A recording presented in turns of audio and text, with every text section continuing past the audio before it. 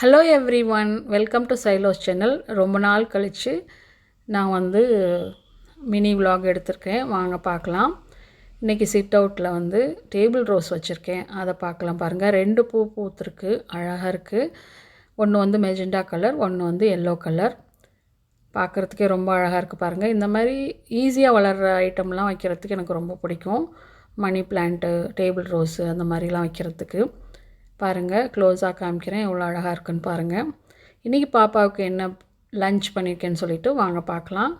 இன்றைக்கி lunch vegetable pulao மாதிரி பீஸ்லாம் போட்டு பண்ணியிருக்கேன். வெஜிடபிள் பீஸ் எல்லாம் போட்டு தொட்டுக்கிறதுக்கு வடகம் வறுத்துருக்கேன்.